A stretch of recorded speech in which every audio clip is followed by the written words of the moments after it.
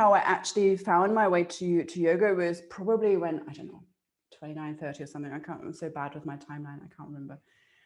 But through work, somebody dragged me along saying, hey, you know, there's this girl who's teaching a class and it's really fun. Why don't you come? I'm like, oh yeah, I've tried this before. Leave me alone. No, come. Anyway, I did actually like this girl who's teaching yoga there. She was, you know, she was quite down to earth. She made it really real. And in fact, it was actually a little bit of a challenge in the beginning, because I did this class and I didn't find it that easy. And I'm like, come on, you know, I mean, I've been dancing my whole life. I'm doing Pilates. I know my body. I know movement. I can coordinate I'm good at this, right? And I was not finding this yoga thing very easy. I was like, okay, this is not going to beat me. I'm gonna figure this out. And you know, I liked it. I was getting into it, and I think the main thing that right in the beginning it was giving me, it was a real good sort of antidote to the very stressful lifestyle that I was having at the time. I was quite career focused at the time. I had quite a high pressured job, and it was just it was good to undo that stress, and I liked it. And it kind of, you know, it didn't take very long for me to realize, oh, maybe, you know, maybe there is kind of something else to this whole yoga thing.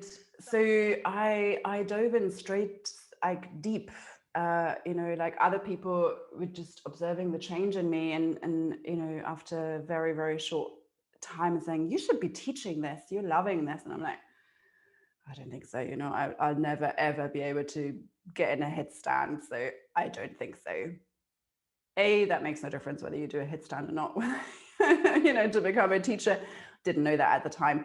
And, you know, and they were right. So I started my teacher training relatively quickly. Did my teacher training with the British School of Yoga at the time, which is a 500-hour training over 2 years, and really embrace the yoga through that, because obviously then you really get into your practice and you explore different teachers and you know, with workshops, different classes and all of that. And I think at that time I was just quite lucky that it was really lucky. I mean, you know, I guess it also happened for a reason, for sure. I do believe in that. That the teachers I chose, or that I came across, or whatever, already kind of, they just had a little bit of an eye on what was going on for me in my body and with my spine and my back and my story. And so they kind of already, in a very subtle way, nudged me and exposed me to a certain way of practicing. I was also wanting to work more therapeutically with the way I was teaching yoga. And so it was no surprise that I then started to train in a different modality that was going in that direction. I started to study Thai massage. That was another deep dive in. I very quickly was invited by my teacher to come and assist and observe and begin to teach myself. And so now I have a school for Thai yoga massage. I also trained in manual lymph drainage. And straight away, I was very much attracting people with quite severe conditions, with, you know, with pain. So there was not only obviously, you know, dealing with my own kind of story, but yeah, you know, I was working with people who were suffering from quite a lot of pain, chronic pain, back pain, and all those kind of things. And then again, a very natural progression that I continued to study osteothai, which is a marriage between Thai massage and osteopathy. And so over the last, I don't know, now it's kind of like 6 years or so, I've been quite intensely studying the osteopathic principles. I'm not an osteopath, but, you know, probably without doing an osteopathy degree, I've probably come as close as you can get studying the osteopathic principles. Through that, my teachers are osteopaths. Yeah. And that is now coming back and feeding back into the yoga as well. So I guess I'm not really that purist, Scarelli inspired as such, because I'm drawing from quite a few different influences. And I don't know, maybe it's like an osteo yoga type thing. I don't know. I have no idea. But so I would say that it's my spine that actually got me here in the first place, because that's kind of where the story almost started, from ballet, I guess. My spine has become my greatest teacher, and I'm kind of like my best case study, which I'm quite Fantastic. enjoying. Very well. And especially at the moment, back pain is very topical because we spent, the last 12 months hunched over our desks indoors, little time outside. I, for one, definitely feel more like back and neck pain more than I ever have this past year. So yeah, it's a very topical issue, and it's kind of one that I really wanted to talk to you about because a lot of students are asking about it, but also a lot of teachers. So I asked out on Instagram, what would you most like to know about back pain? And I got a couple of responses, and one of which was, what should yoga teachers be mindful of when teaching someone who says they have back pain? That's a good question. So I should say that I'm not so much a believer in, kind of do this and then you get this outcome. It doesn't really work. The work, like, that's not real. That's not the way, that's not the law of nature. That's not the law of anything. So we need to understand some of the principles of what's actually going on when people suffer from pain. And a lot of back pain is also kind of more in the category of chronic pain, as in there isn't really an actual cause necessarily. Of course, you might have an injury, you might have a herniated disc, you might have kind of certain issues going on. You might, back pain can come from a whole series of different things, but that back pain that everybody has experiencing that they can't shake and can't get rid of and can't release, and that is just always there, this kind of chronic pain, and that goes for any part of any pain in the body. We need to understand like the story behind that. And so a lot of pain comes from sort of having almost embodied that story of the pain. So here's a little story from my experience. So I started working with these beautiful two Scoliosis inspired yoga teachers at the time, years and years ago. And they would always go, so, how you do today? How's your body today? Blah, blah. I'm like, yeah, I'm great. Obviously, same old thing, a little bit on my right side, but, and they would just not mention my right side, ever. And I'm like, come on, I'm paying them good money here. I was taking like private classes with them. And they would just not mention my right side. And I was getting like, okay, like, what's going on? I keep telling them, I want them, like, surely they need to fix me. Like, that's why I'm spending the money on them. And it just took me a little while to figure out that it wasn't about my right side. It was the opposite. It was about coming whole again. Mm-hmm. It was about the fact that all my body really wanted was to be treated equally again, left and right. I had completely become that story of my right side and the whole drama of my scoliosis, and the fact that, I'm exaggerated, but that is going to cripple me by the time I'm 60. But that was kind of like the story that I was heading towards. Yeah. Which was detrimental. Like, I was never going to resolve this issue. It was about coming back into my axis, coming back into my center, and going back to a story of health. My spine is fine. Yes, it's got a bit of a kink in it, but great. It's alive. It's talking to me. I'm fine. It's fine. We are fine, basically. So it was really about coming whole again and changing the narrative of that story that I was embodying, which was the story of pain, and changing that narrative to the story of health, because our bodies are designed for healing. And our stories have the information of health. It's already there. It's the blueprint of it exists. But the problem is that the bodies have been through a lifetime of living in a concrete world, of a lifetime of wearing shoes, a lifetime of sitting on chairs, whatever, the lifestyle that we have here in the West, the bodies are being conditioned and numbed down to lose all of that innate intelligence.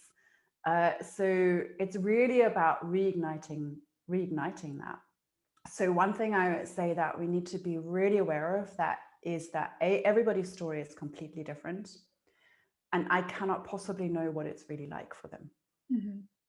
So this is really important to understand, you know, whatever they're going to tell me, that is their truth at that moment in time. Whether that sounds reasonable, logical, or rational actually makes no difference. That is their story, and I need to respect it.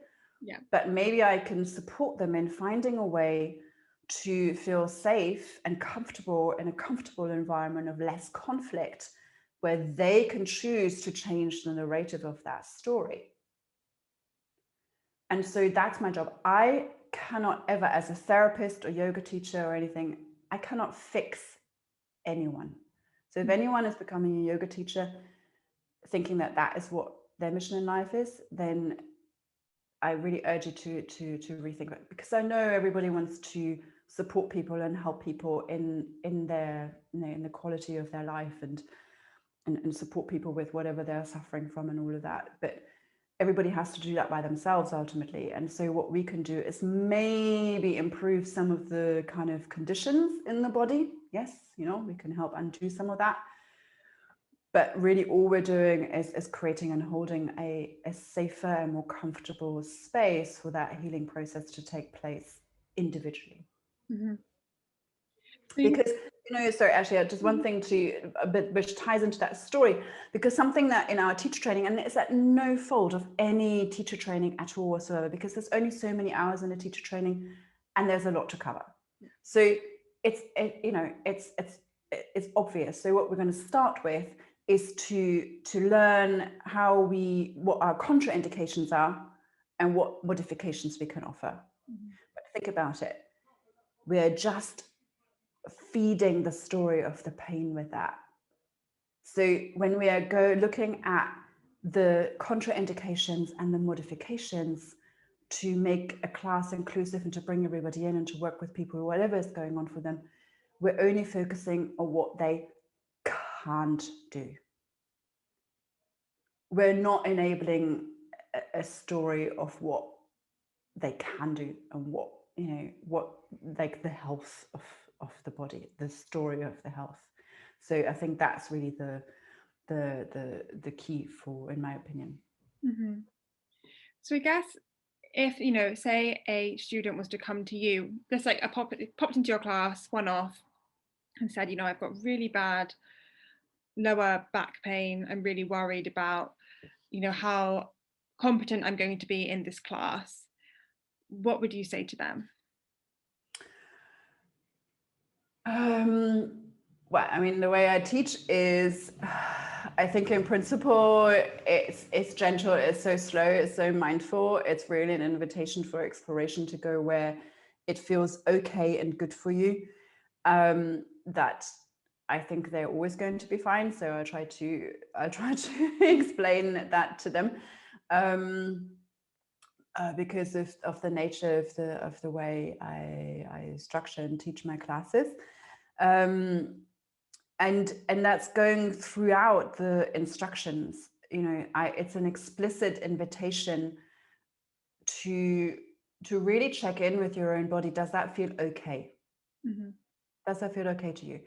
And not only so that maybe they can stop and stay safe and, you know, blah, blah, blah. That's actually not ultimately my kind of, you know, at the back of my mind. What I'm actually wanting to do with that is to help people get a much better sense of, that's not the right choice of word, but a better sense of their sensations again. Mm-hmm. So, you know, we're stuck in these habitual holding patterns that have been built up over our lifetime of, again, you know, just the kind of normal Western lifestyle, plus all of the stories and the dramas of our life, plus maybe one or two slightly more dramatic experiences of our life, whatever has been going on.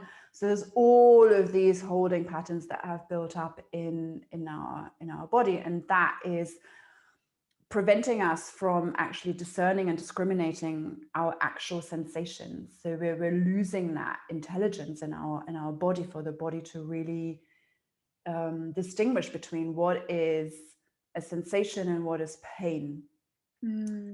And so by just continuously inviting to actually really tuning into the actual sensations and relearning that of what does it actually really feel like.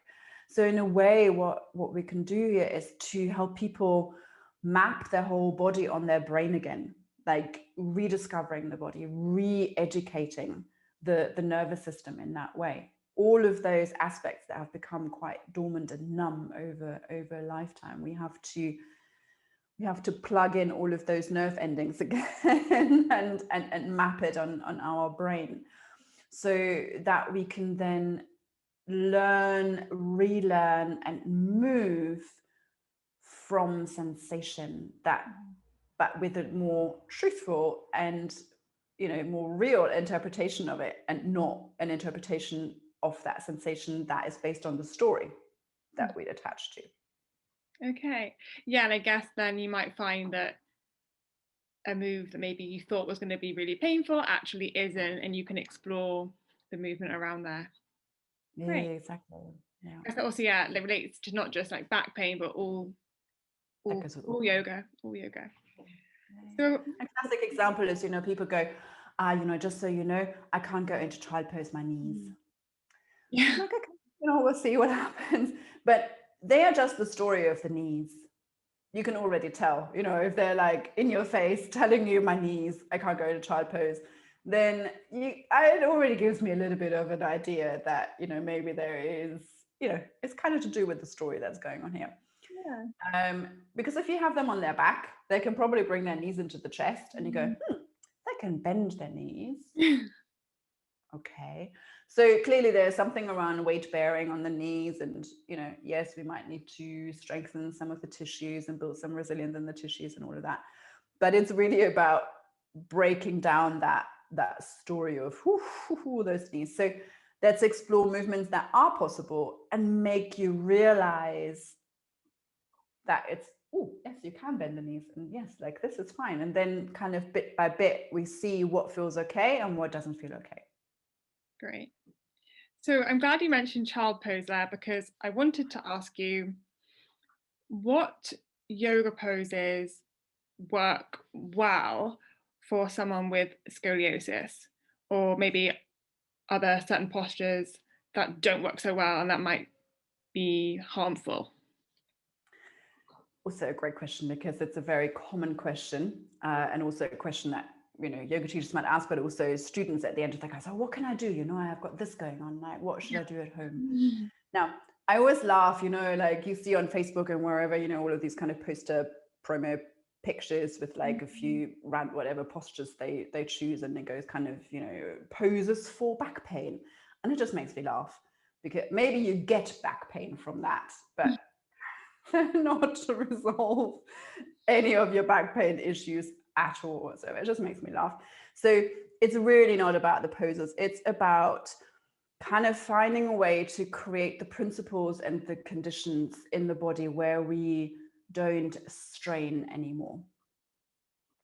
Okay. So we need to find a way to create different, better conditions in our body where we don't strain anymore. And there's a whole range of things that kind of can come into that we can use, that we can draw from. One I spoke about is those habitual holding patterns. We're going to have to undo, so much undoing to do, breaking them down, dusting them off, disturbing them on a really regular basis, so that the nervous system gets an idea. I'm like, okay, this holding pattern is actually not really serving me anymore. Yes, we can work with some principles of fascial release. That's really nice, especially when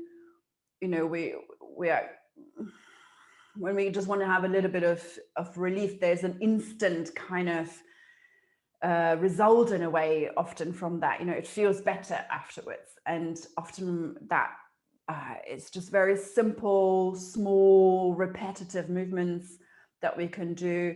I draw from somatics, from Feldenkrais. They're very often And that's again also about actually undoing those holding patterns, because we're just sort of breaking them down bit by bit. Also, the way that we relate to the ground and to gravity, as well as to the space and the environment around us.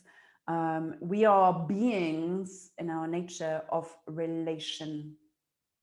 And again, the way that our bodies through our lifetime are being conditioned, those relationships are completely disturbed. We are just not in a natural relationship with our environment anymore. And that has a huge impact on the way that we move, and stagnation in the body, and all sorts of things. So bringing that back, re-educating the body to yield, to give into the ground, so that we can actually support ourselves through our structure again, and rest, come from a place of rest. And from a place of rest, there's no fighting anymore. So therefore movement can become effortless, as the way it's designed to actually be in most cases, unless you want to, become a sprinter or something. Another thing that I'm drawing from the osteopathic principles is the diaphragmatic pressure system in the body. So we hold so much anxiety tension in the diaphragm, the pelvic floor, the other diaphragms in the body further up. And that has a real impact on how our tissues, and down to a cellular level, are in expression and relation to each other as well as the world. So any pain and tension and inflammation issues that you're trying to heal, as long as we are stuck or this pressure system is disturbed, this area, I'm just using the shoulder as an example, is never really going to go into proper full expansion and retraction and vibration and movement if it can't go anywhere, because the rest of our pressure system is completely stuck with all of the tension that we're holding. So if I was giving a treatment, for example, categorically, pretty much, I would at least free up the diaphragm, the main diaphragm, if not all of the others as well. I actually also really believe in the flow of qi. I love drawing from qigong. I adore qigong. So I think that can be really quite powerful. And in the nature of the movement there, that's not always exactly the same that I would teach yoga, or, but it doesn't matter. You just need to know why you're doing something, really understand why you're doing it. And then that's great, like draw from that. But often we obviously just sort of get on the mat and we don't actually really know why or what is actually going on. And then, bottom line is really like about changing that story, changing the narrative of the story that dictates our life. So those are the things that, I would focus on. Yeah, so maybe not so much focusing on the poses, but more about the body and the feeling and the narrative. Yeah. I mean, admittedly, I guess when we're talking about poses, I've kind of lost most interest in ambitious poses. I mean, I keep it really simple, because I don't need to wrap my legs around my body 3 times. I'm like, kind of cool. Sometimes I look at people a little bit envious. I'm like, oh, wow. But yeah, I mean, whatever. I'm just not going to get there anyways. And you do a lot, but you also run a kind of healthy back kind of online course, 6-week online course.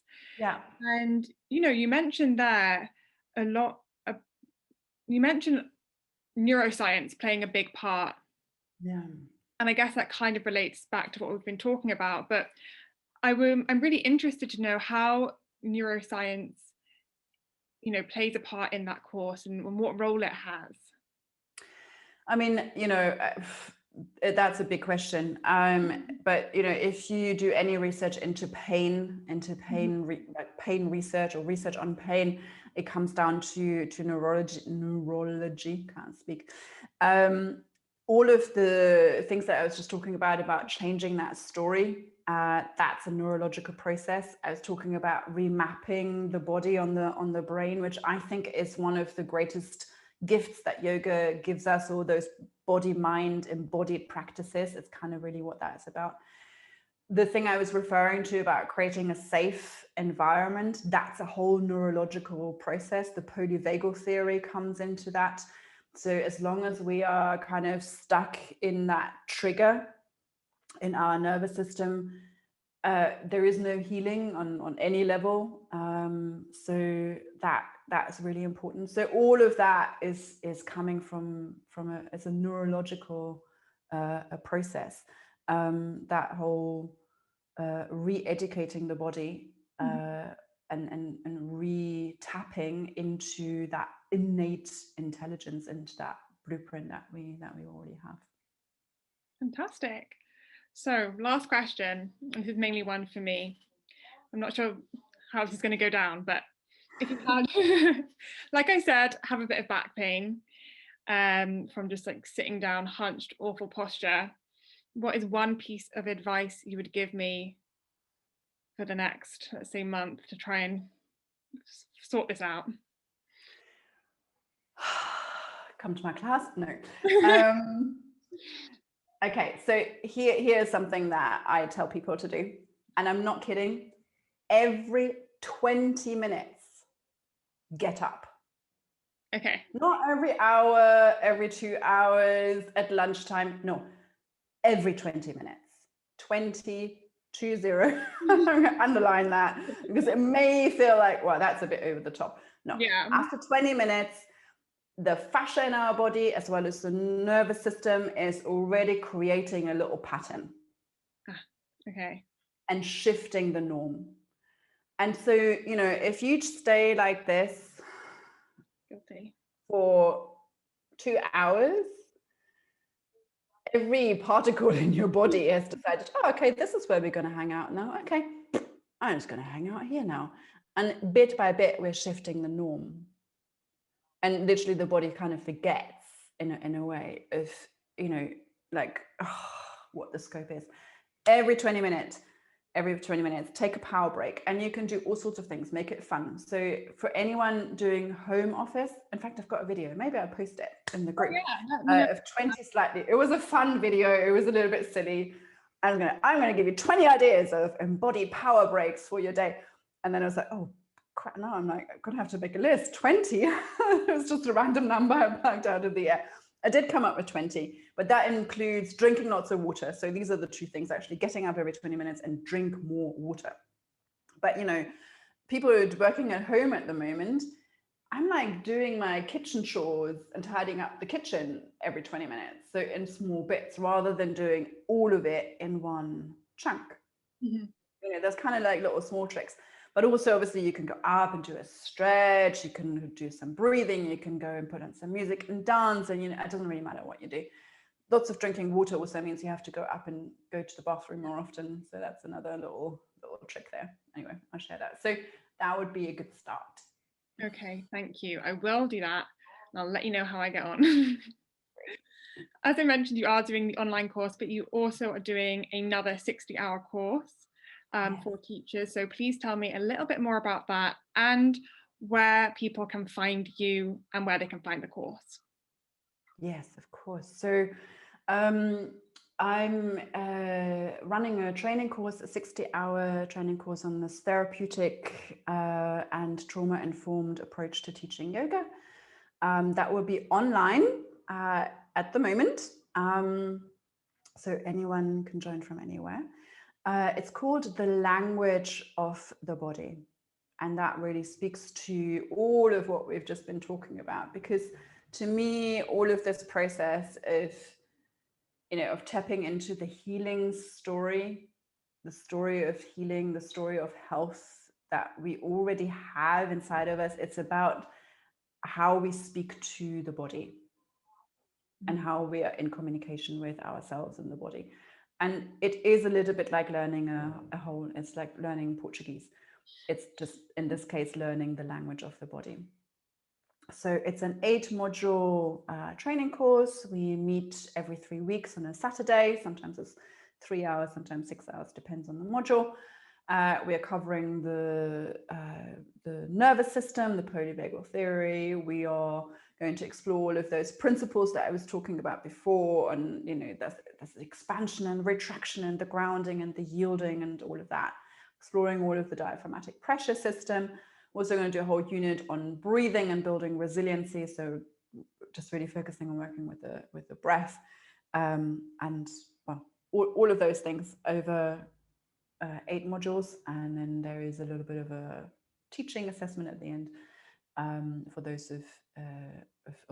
for the people who actually want to have their certificate. I will have 2 guest seats on that, so for people who might not be yoga teachers, but are really interested in this and might be working with people like maybe social workers or nurses or carers or whatever, and they're kind of really into this kind of stuff, then there will be 2 guest seats as well. So that starts on the 27th of March with the first module. Actually, the night before we have a little orientation call. And in the lead up to that, just for people to get to know me, as well as actually experience all of the stuff that we've just been talking about. I'm running a kind of series of different little workshops and events. I've got a whole sort of bunch of things to give you little tasters and experience, and they're not kind of like salesy events or anything. They're actually just the real thing, and I'm just hosting them and or sometimes giving them away, or I don't know, whatever, so it's kind of like this little program in the lead up. So yeah, so my website is hadadithaimassage.com, and well, once you're on that site, you can't really miss it. Yeah, I'll add that in the show notes below. But yes, thank you so much for coming on and talking to me a little bit more about back pain and your approach. It's been really interesting. Thank you so much for having me and for inviting me to have this chat. I enjoyed it. I love talking about this stuff. I could talk about it forever.